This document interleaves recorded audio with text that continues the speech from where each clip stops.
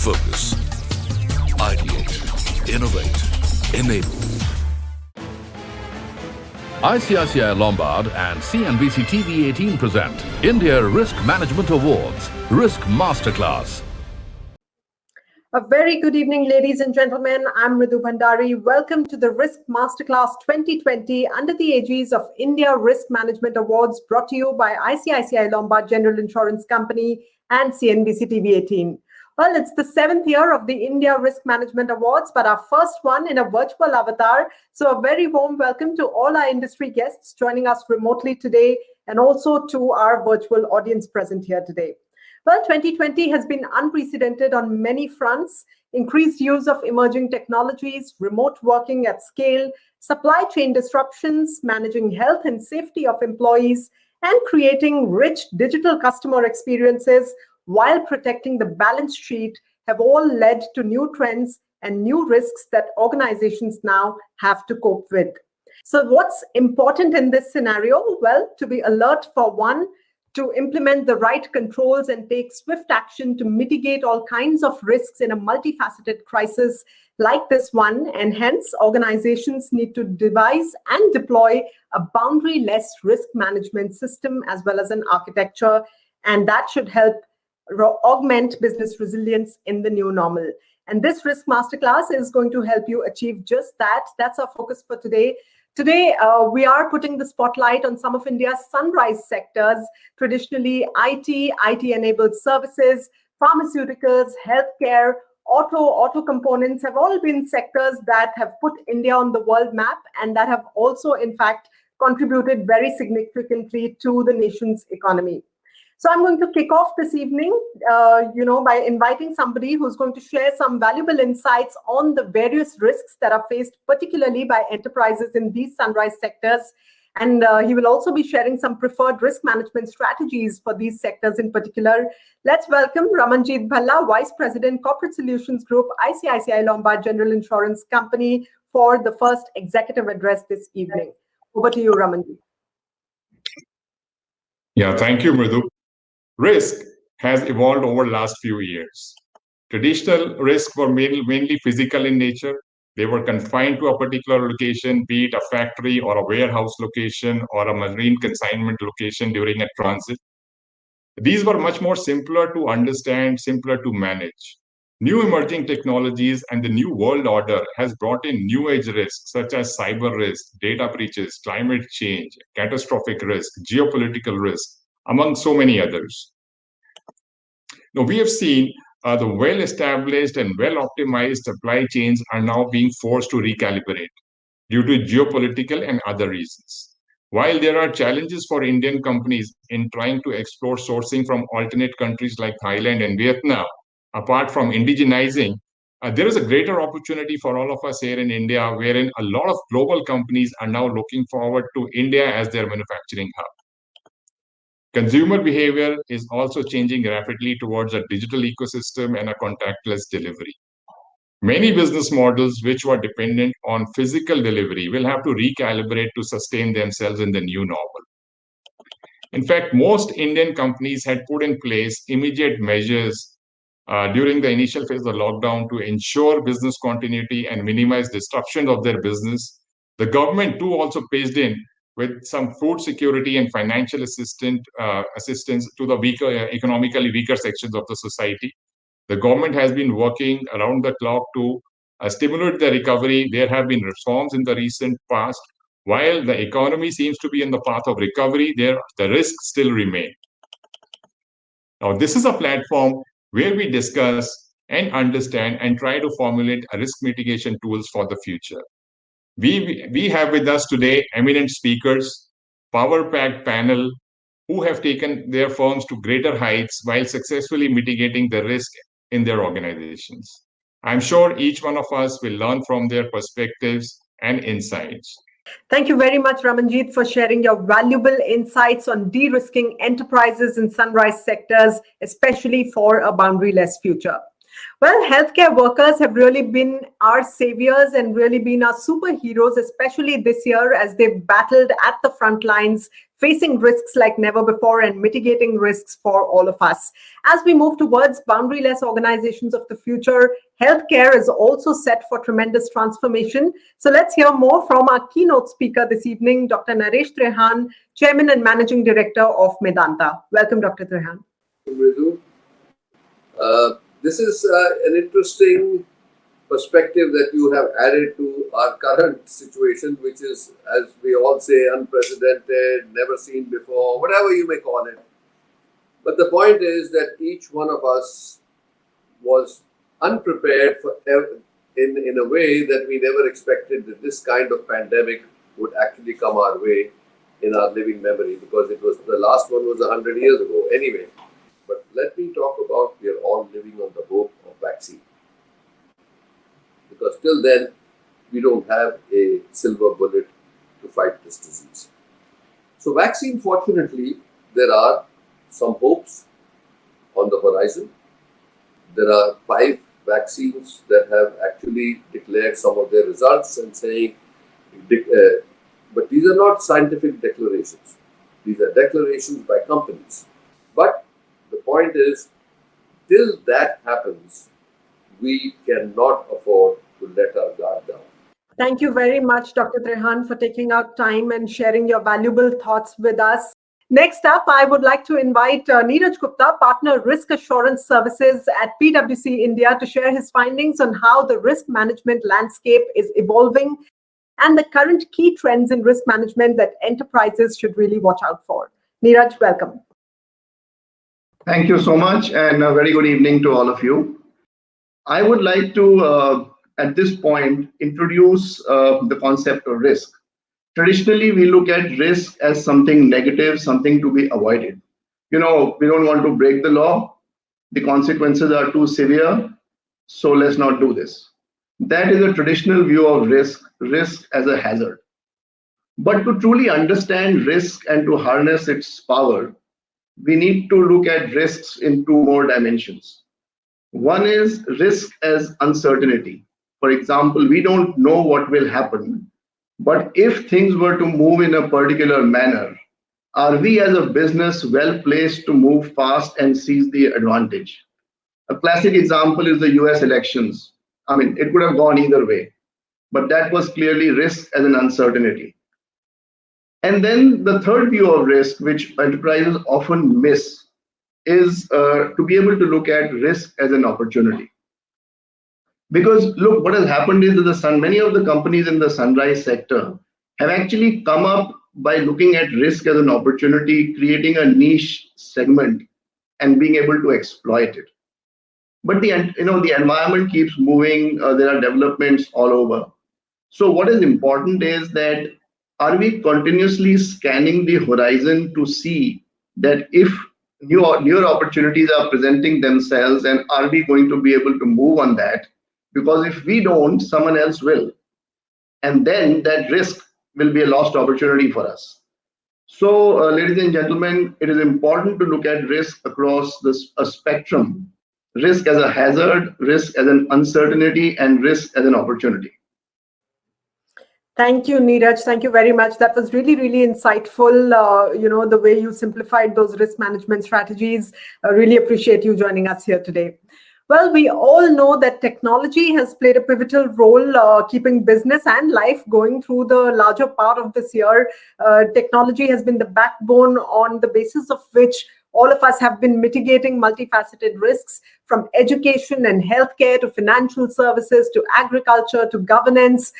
New age technology applications have really made it possible for us to seamlessly continue functioning despite the nature of the pandemic that we are in. So next up, we are putting the spotlight on information technology and IT-enabled services, the backbone of boundaryless organizations of the future. Let me then welcome our next speaker for a very special address, C.P. Gurnani, MD and CEO of Tech Mahindra. Over to you, Mr. Gurnani. I genuinely believe that this pandemic has created a method of working. It has helped us create controls where the stakeholders and most of our employees have felt that they are in harmony with each other because both have a common objective. The common objective is crisis needs to be managed, and crisis requires readiness to react, and crisis which does not have an endpoint means you brace yourself for a marathon. And I can only say from my point of view is please be rest assured that Tech Mahindra realizes the threat can come in any minute. It's a continuous process. There is no way to rest on our laurels. There is no playbook which is perfect. And like an Andy Grove had said, only the paranoid survive. We believe we are paranoid, and we will continue to focus on every perceivable risk, and particularly the pandemic related risks on our operations, on our supply chain, and more importantly, the way our customers and various foreign countries would perceive what the risks can be. Thank you very much, Mr. Gurdani. Always a pleasure listening to you. ICICI Lombard and CNBC TV 18 present India Risk Management Awards, Risk Masterclass.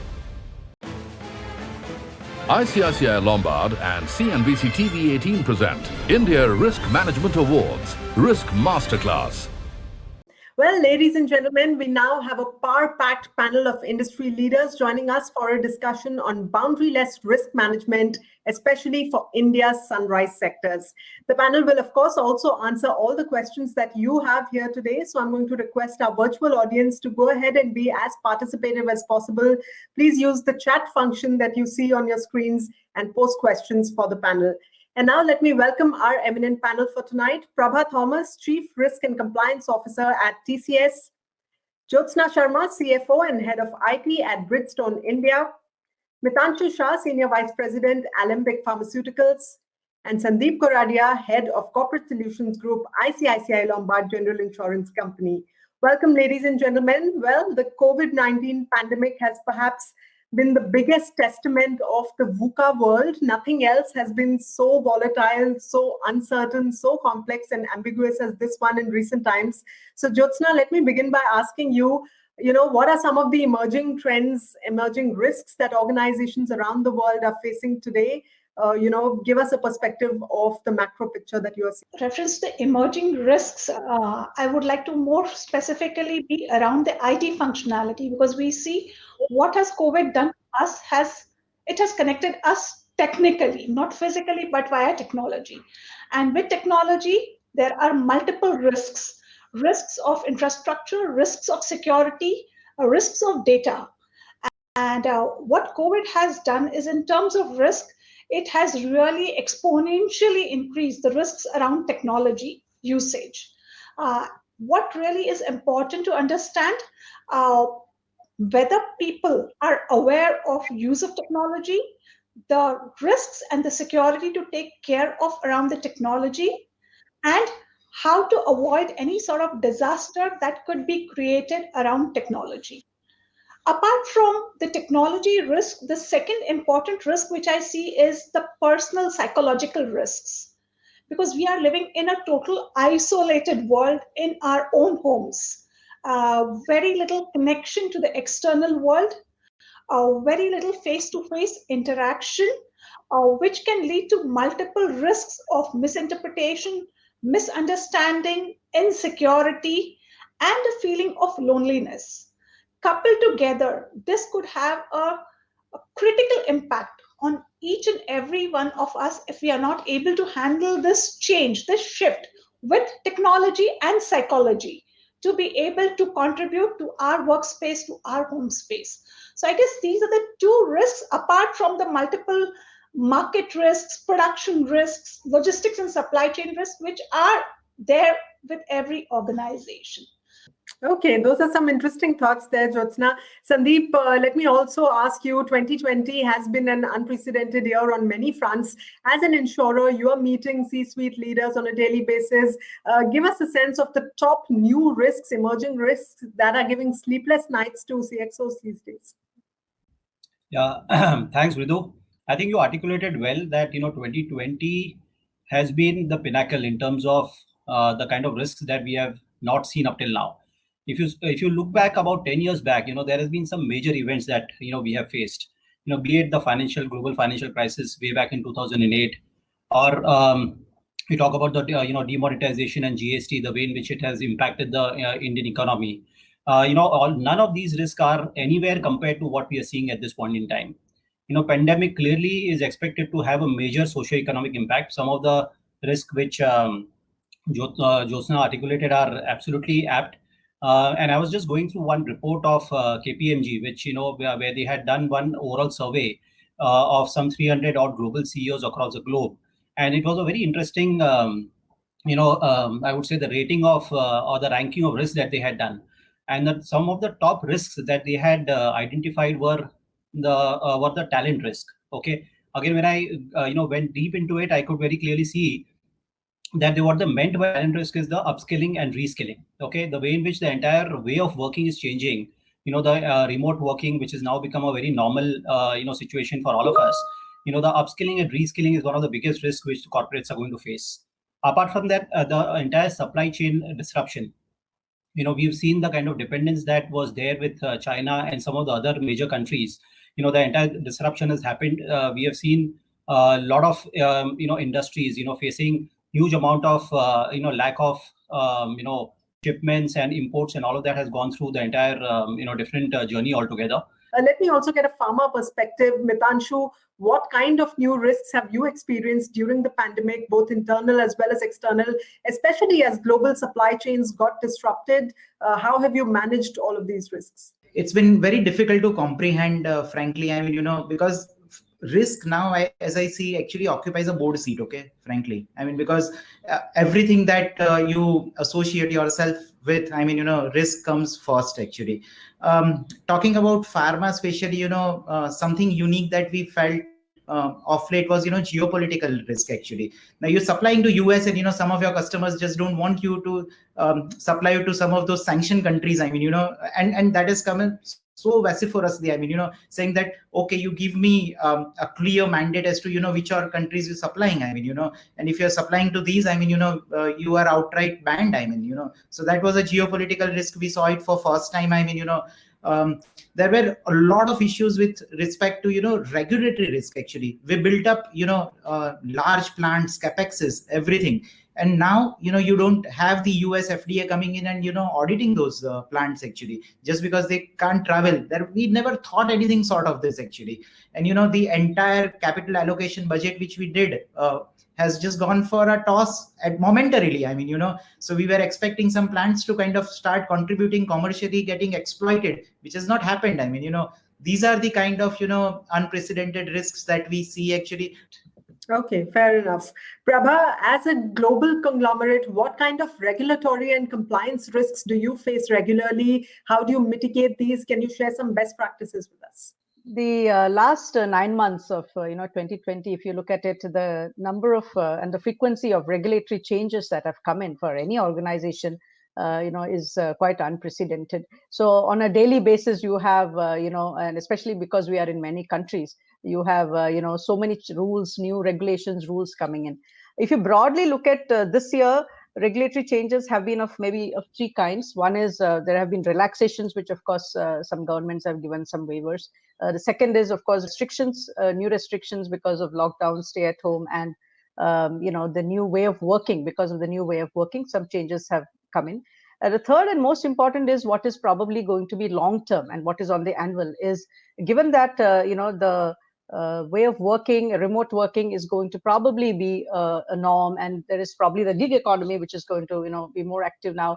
Governments and regulators are looking at what are the new regulations which have to come in to cater to this, and also to bootstrap the economy, you see. So you will see, we are going to see many of it. And I think another area which all organizations need to be focused on in the future is regulatory risks around sustainability and the environment and climate change. So I do think that's going to really come in a big way. Well, we have a lot of audience questions that have come in, so let's take a couple of these as well. Sandeep, the first one is for you, and the question is, as of now, this work from home culture has given rise to boundaryless organizations. Is this likely to be a permanent phenomenon? Remote working also leads to various employee-related risks. What are insurers doing about that? So, well, our take has been very simple. I think remote working is here to stay. There are huge benefits that most corporates have seen. Though this was forced upon, I think when the lockdown was announced, we all believed that it is going to be 15 days or 1 month, at best 3 months and 6 months. But now there is a huge realization and there's a common understanding that it is going to be for a good amount of period. So that is one. Secondly, I think the benefits that we as corporates have seen in terms of improved productivity has been immense. And there are many organizations, starting from TCS themselves, who where I think they were one of the first people to actually announce that they would be moving towards 75% work from home or remote working over the next 5 years. We as ICS Lombard have also announced that we are clearly moving towards a 50% remote working, even post-pandemic kind of a scenario. So clearly, I think this is here to stay. Work structures are completely changing. We will have to be much more agile in the way in which we look at business models. And this one is for you, Mitanshu. The question is, supply chains in the pharma sector were hard hit, especially those dependent on China. How did you manage your supply chain? Do you have significant dependence on China? And in light of current events and tensions on the border, should pharma companies be de-risking their supply chains for the future? How do they do that?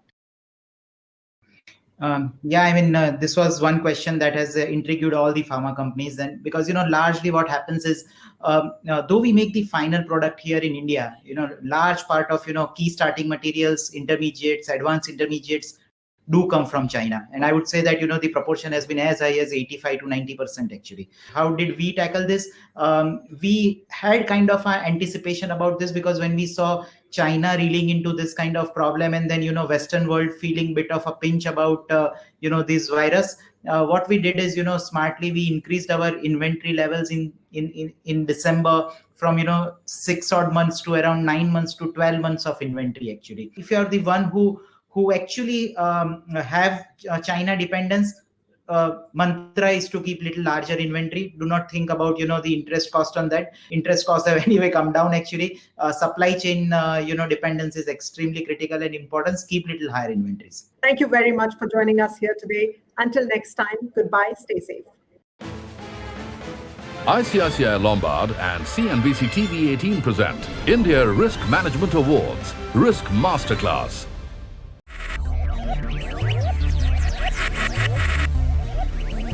Focus, ideate, innovate, enable.